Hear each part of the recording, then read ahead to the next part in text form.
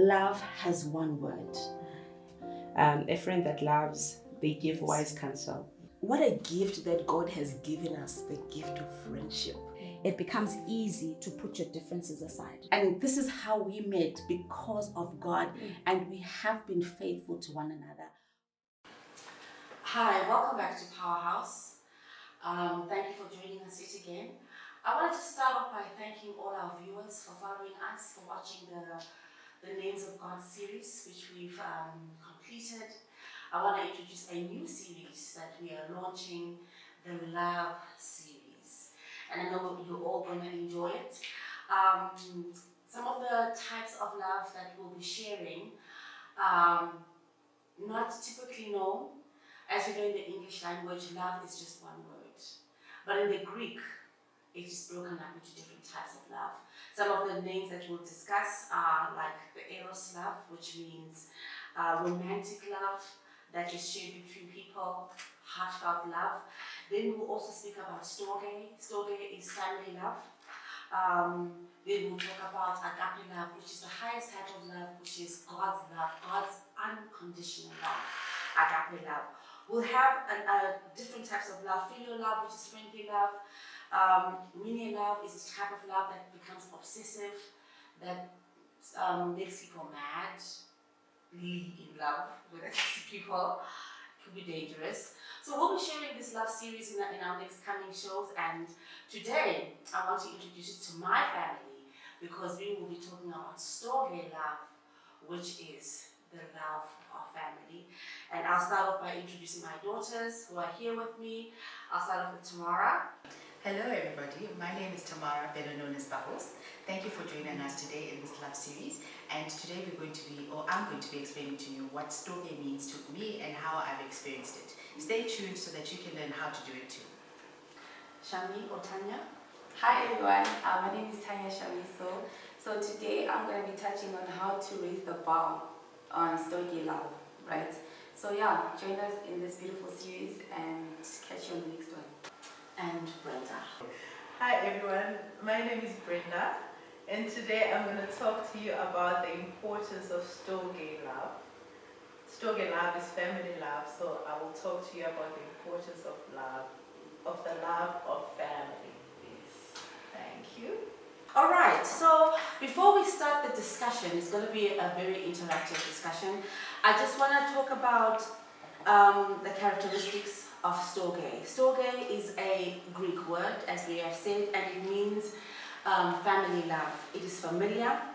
It is the kind of love that is instinctive, the kind of love that is there, that someone is born with. An easy example would be a mother and child type of love, where you don't know what your child looks like, you don't know whether you're going to be attracted to them. Even if a child doesn't come out as pretty as they should be, as you hope for, you still love them. It's a love that's innate. It's a love that does not need to be attracted to, like Eros love. Eros love is attracted to the physicality of someone, the beauty of someone, but Storge is a love that God gave us that is innate.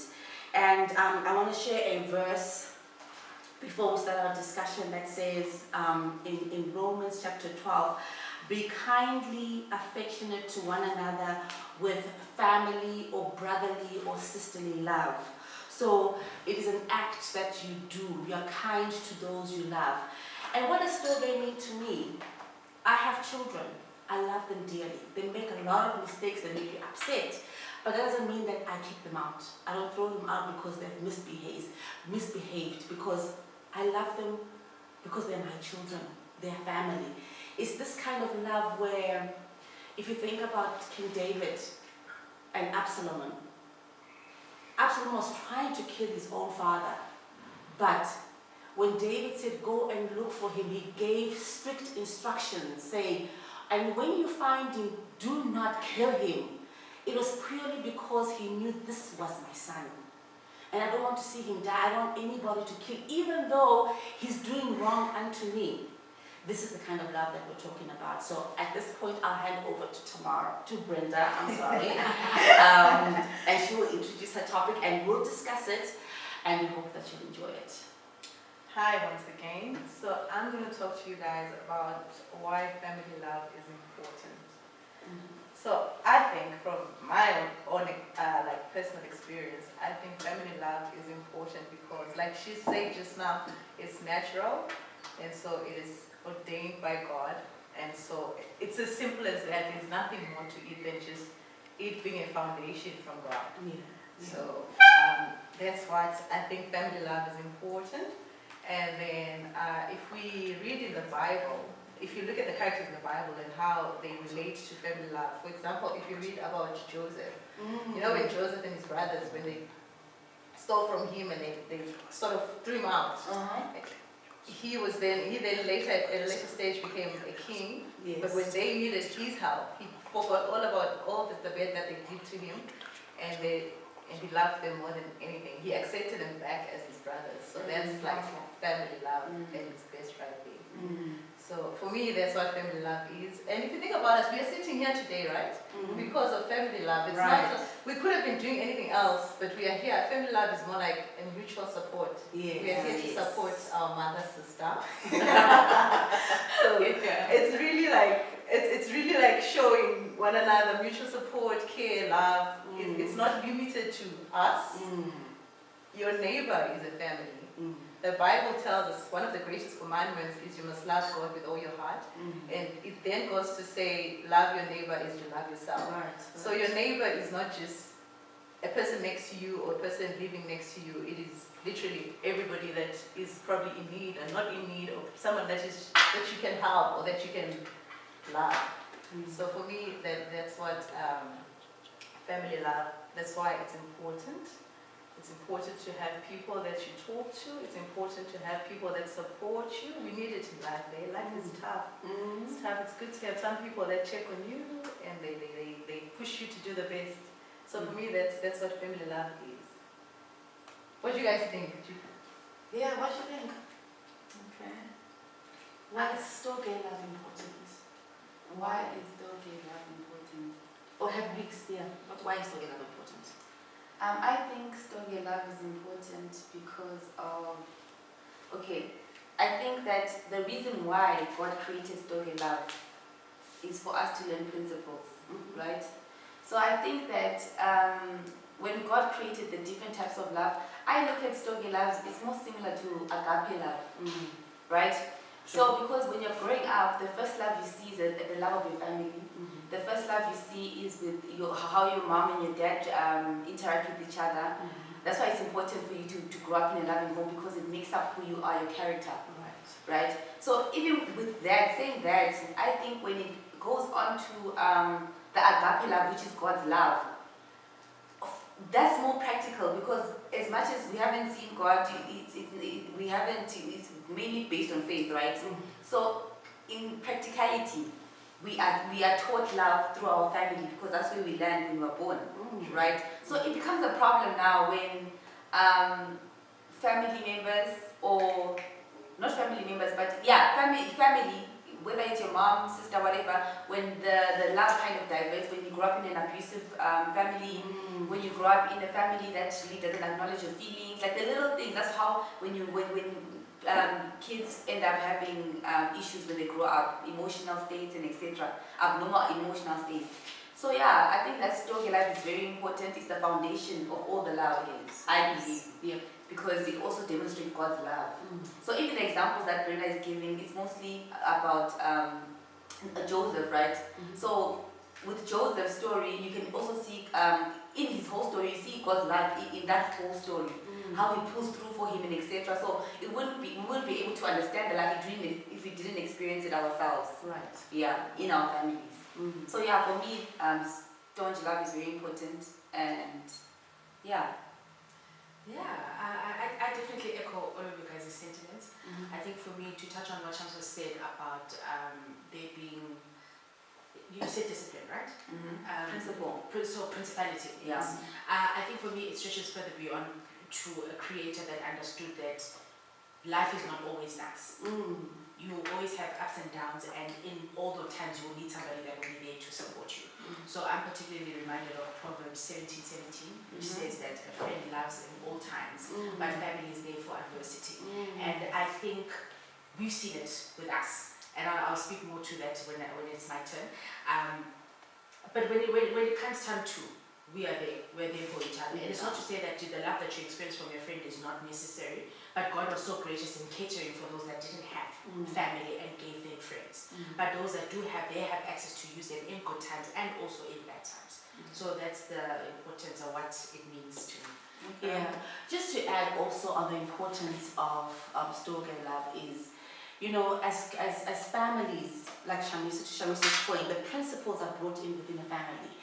And these principles, if all families had these good principles, the whole community, which then leads to the whole community having good values, no stealing, no hurting each other, if all families brought in these good principles, we would have good neighborhoods, we would have good communities, we would have good cities, good countries, and we would not have these negative issues that we experience in the world today where people don't like each other because they didn't grow up in families, and which is the sad part. So God in his wisdom created families so that the parents would teach the children how to love one another. And if we were to collectively grow up in homes that are taught love, we would have loving communities, loving cities, loving countries. And this is the importance of Storge Love. And now we'll go on to, I think it is Tamara. Second question. Second question, yes. The second question was, how have I experienced Storge Love? And for me, it's definitely has been through the representation of our family and just who we are and us. So I've got a verse, actually I'll read it on my phone, apologies, I like this version better. It says, a person standing alone can be attacked and defeated, but where there's two, they can stand back to back and conquer. Three, even better, for a triple braided cord is not easily broke. What's the verse and the version? I apologize, this is from Ecclesiastes 4:12. 4:12, yes. So just to go into that, I've got an example of talking to experiences and memories. There's a cartoon that we used to watch a long time ago. It was a Powerpuff Girls. For me, I loved this cartoon. So how it's illustrated is that there's a professor who lives in this bad world, and he has this wish to change and bring about good. So he's tried different things, and he had a pet monkey that didn't work. There was still a lot of evil that was happening, and then he decided to create 3 girls. So as he's mixing, so when you watch the cartoon, it says the professor was making these girls, and in it he put sugar and spice and everything nice, and he accidentally hit a chemical, and so the Powerpuff Girls were formed. So it's these 3 girls. There's a pink one, a blue one, and a green one. So to bring context and color to the conversation, you would be the professor of us, who created us, and to put everything nice in it. Right, and then so we've got Blossom. I'll give that to Brenda because she's the commander, the leader, and the eldest. Okay. And then there's Bubbles, me, the joy and the laughter. I can see you guys laughing. And then there's Buttercup, the toughest fighter. Okay. Obviously, it's obvious. Yes, and then after the sentence, the theme song then ends to say, they've committed their lives to fighting crime and the forces of evil. And then it goes on to sing the characteristics. And for me, when I look at us, that's really what I see. I see a matriarch in you, somebody that guides us in everything that we do. You directed our paths to be where we are, and in our different personalities and facets, we shine. So Brenda's the logistics person. If you want something done, you are speaking to Brenda, and it's going to get done. Right. In terms of adversity, and you're not sure what's going to happen, Shamiso is going to get it done. And who has the most outlandish of stories that keeps everybody laughing in the family? So I really think that's how I've experienced it, and that's how I continue to experience the love that we have for each other. And to my previous point, to say when it's tough, I know that it's literally a call away. And I always love to say, with you guys, I've got a World Bank. There is no problem that I cannot solve within 5 minutes. I can call any one of you at any time of the day.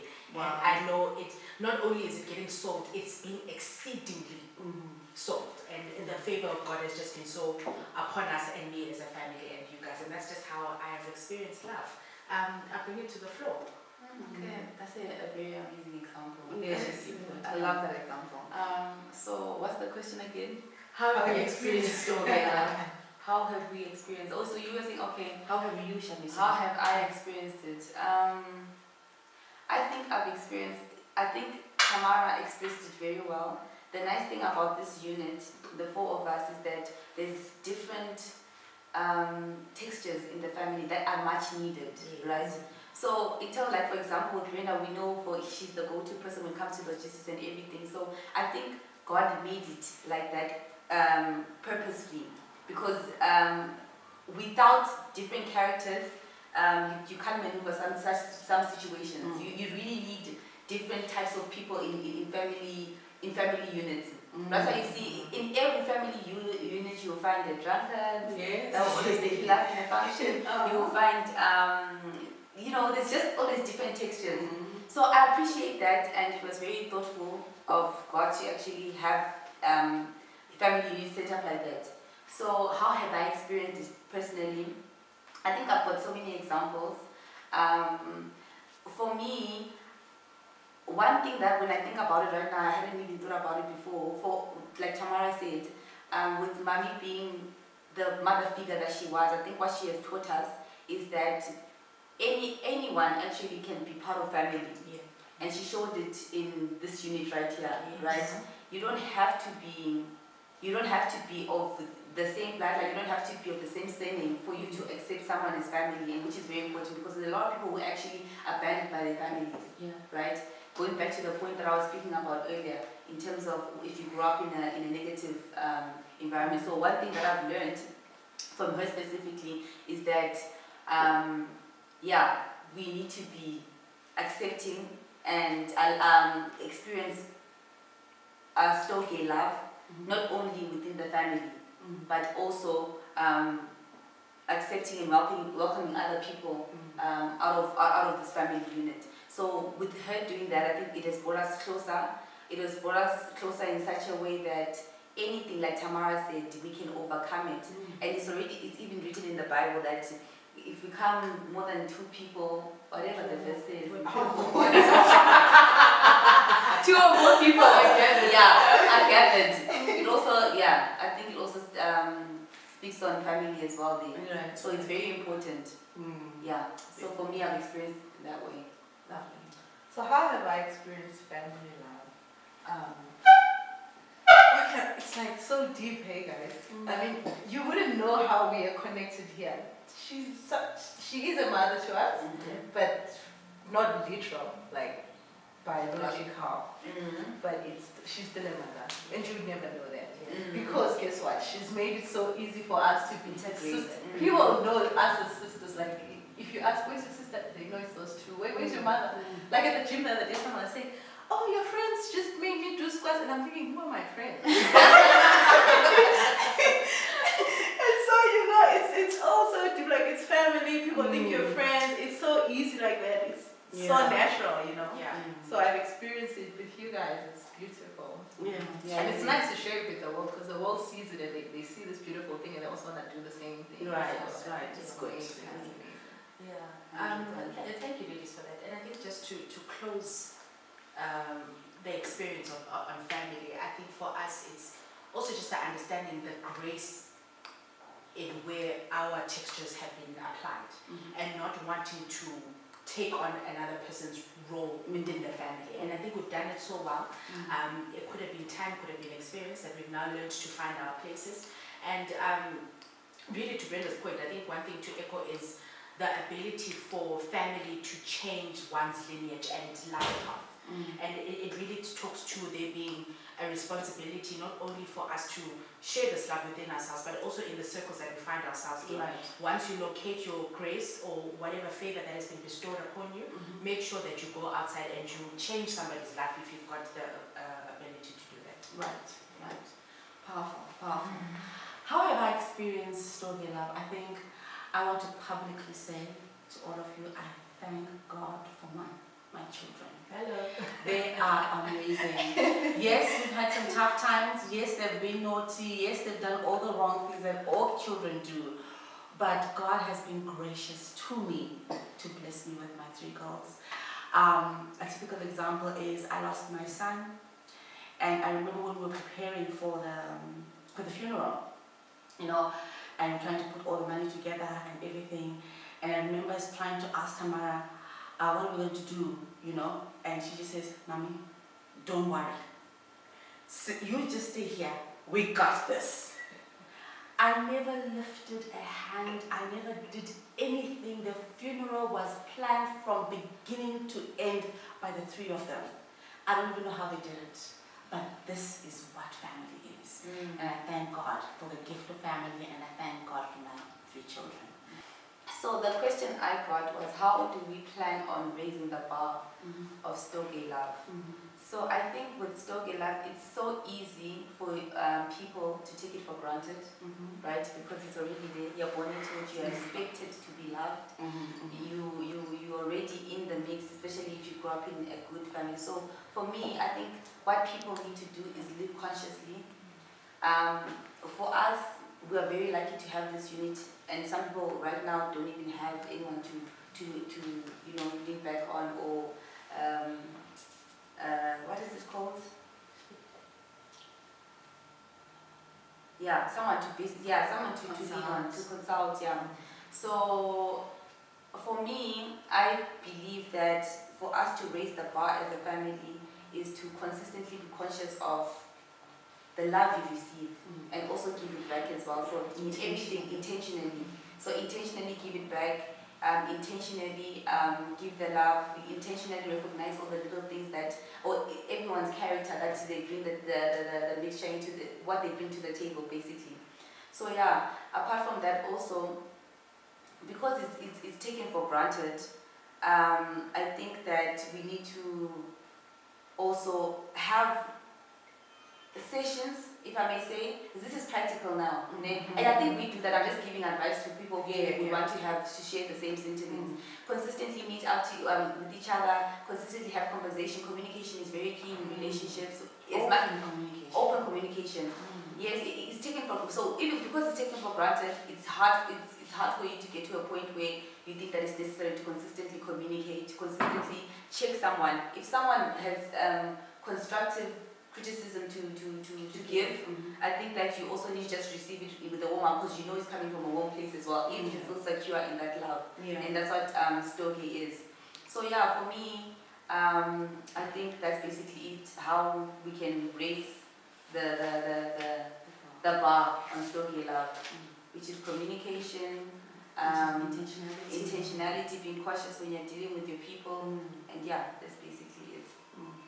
Anyone else? I like what you say about how you have to be conscious about it, because Storge Life is natural, right? So it's so easy for you to just like expect it to happen. So for you to be conscious about that, it's very important. And that, I think, would help you to raise the bar to another level. If you are aware that there is something called family love and you have to be intentional about it, it's natural, yes, but you have to do something for it to grow, for it to be what it is. It can't just happen. It's not magic. Yes. So the word I was looking for actually is confident. Yeah. So I feel like that this is what we have. Like it is like spread out into 4. So yeah, some people don't have that at all, which is quite scary, because life is hectic. I remember at the time when I messaged, we've got a group called it's called My Joy. It's called My Joy. So I think I was feeling under the weather a bit, and then I texted the group and I was like, guys, what's in your toolbox for anxiety, how to deal with anxiety? And everyone literally just responded. I got like calls non-stop, and I even regretted why. Because now it was just overwhelming, love. Exactly. So yeah. To the rescue. Exactly. So pop goes to the rescue. Pop goes to the rescue. So for me, it's quite scary that people don't have that love, and we're quite blessed. I think we also need to be very thankful to God for that experience. You know what I mean? So, yeah. Go ahead. Right. I think the intentionality part is important. Very important. You have to be intentional about showing love, about giving love, about spending time with the family. One of my love languages is quality time. So I like spending time. So intentionality is really, really, really important, and that's how one can raise the bar. Spend more time. Be intentional about spending the time with those that you love. I definitely couldn't agree anymore. there was this in Proverbs, so I was looking for the verse. It talks about how it is better for you to receive constructive criticism from a loved one than to receive it from a lying tongue. And it talks to the intentionality that we've just spoken about. And it's to say that we will bump heads, and it's okay. And it's good for us to bump heads because we don't see the same, right? And that is why we have these circles, so that we can find mutual ground. So whenever that is received, it shouldn't come across as though this is not coming from a good space, or this person doesn't have our best intentions at heart. And once that intentionality is then forged, I think there also needs to be an element of forgiveness that comes into play, because in as much as we're speaking about intentionality, it's a lot for people to learn how to deliver whatever it is that they need to deliver. So you can find that in an instance where you've wanted to provide constructive criticism, it didn't land the way it was supposed to, and you've done more bad than you've done good. And I think once you identify that, it's very important for you to ask for forgiveness and redo that conversation and rekindle that love. And when that's done, to your point of, or the story of Joseph,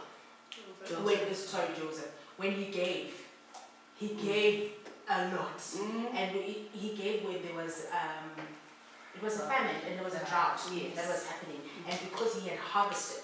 So if you harvest good things, good intentions, and love and forgiveness, and just well wishes for the people that you have around you, and when they come to you for that, you give it tenfold.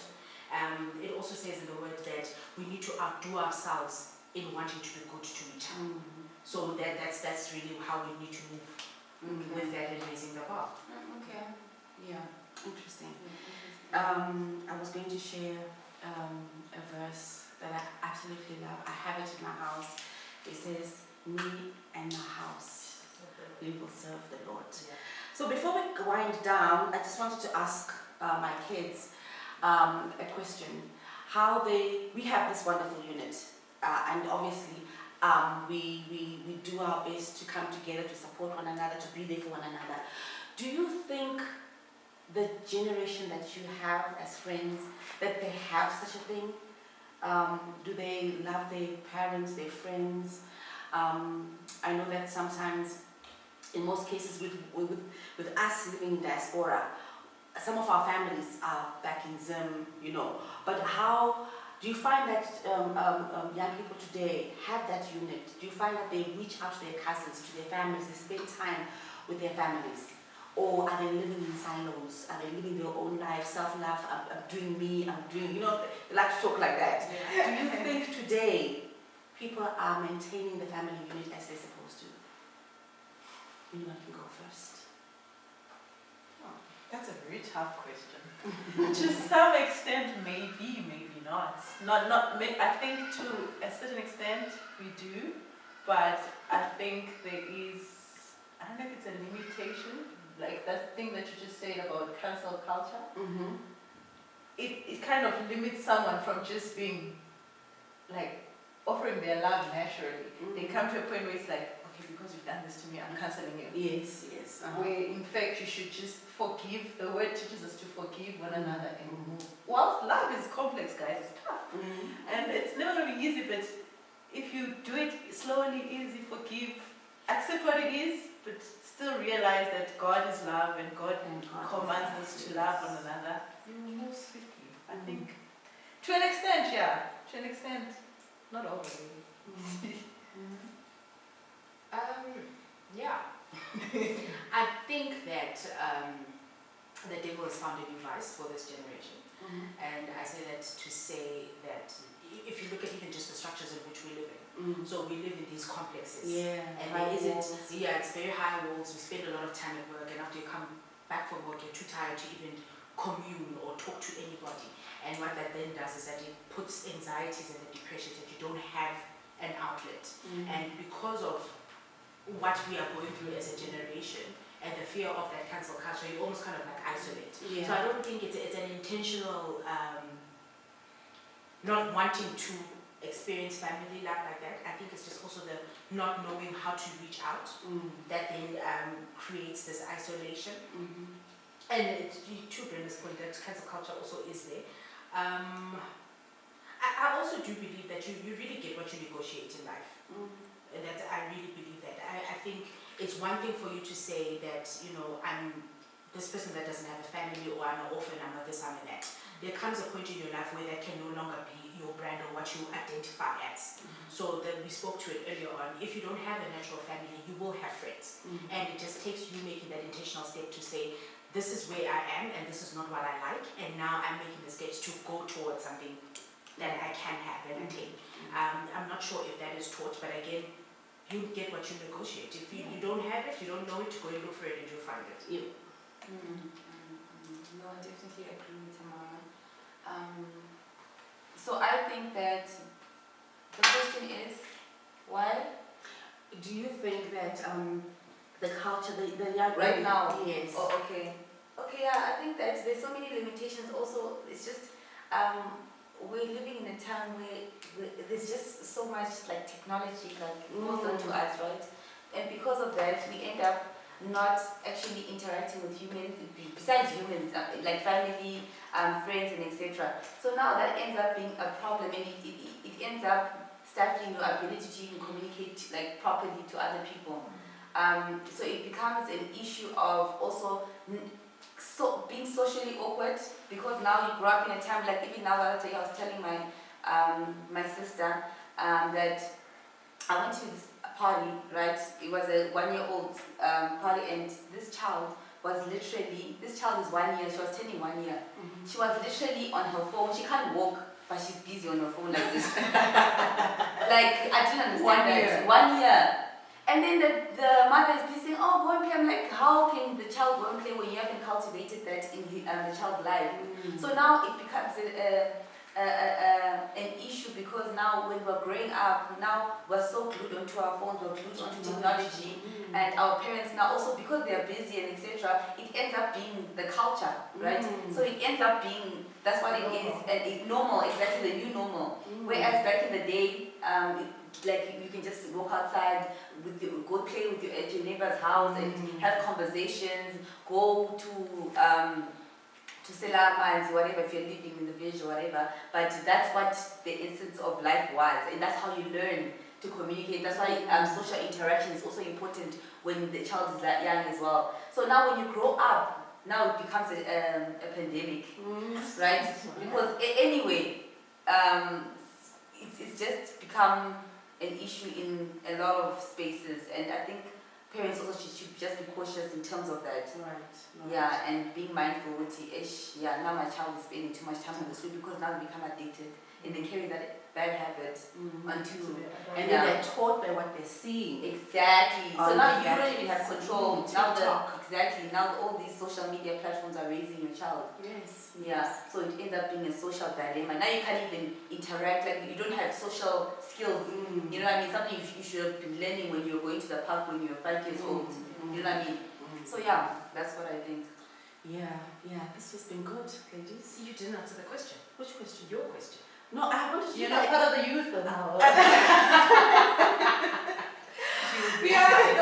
The reason why I asked the question is because, growing up, like when somebody dies, everyone, even family that you don't know, will rally together, come together to help out, and then you end up being in this place where there's so many people that you've never met but their family.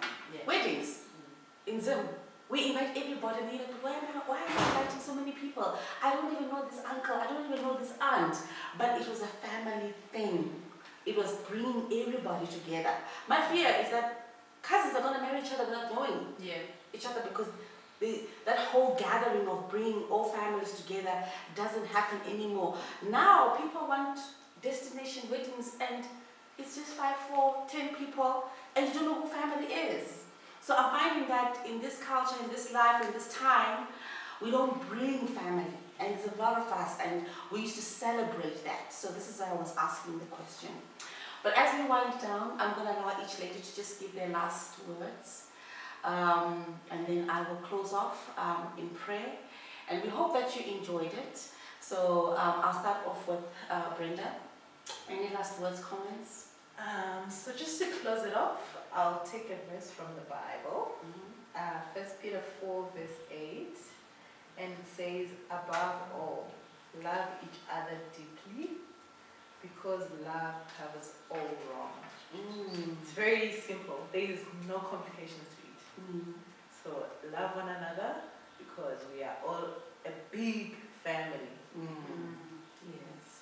That verse says, in other versions, says it covers a multitude of sins. Love covers. Just think about love covering your wrongs, love covering, and this is what family is sometimes when someone has done wrong, because you love them, you cover them, you protect them, you bring them in, you clothe them. Shanti was going to speak about the prodigal son. And he goes out, and when he comes back to his father, he's looking filthy, he has no clothes, he's smelling. But then when the father sees him, the father covers him with new clothes, gives him a ring, washes him, and puts him back at the status of being a son. He came back to be a servant, but the father said, no, you are still my son, and I will welcome you back into your family, back at your original state of being a member of the family.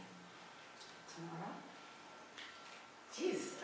Okay, I don't have I think for me, really, my takeaways are it's not enough to be intentional. There also needs to be grace with intentionality. That's my one big takeaway.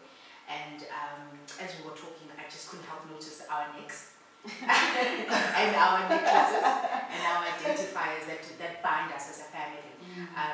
And I think that's just to say that in the circles that we move, let us be intentional in being able to say what we have here that identifies us as a family, can we take it into other circles and let those people also experience that. And to you, my mom, I wanted to read Proverbs 17:6.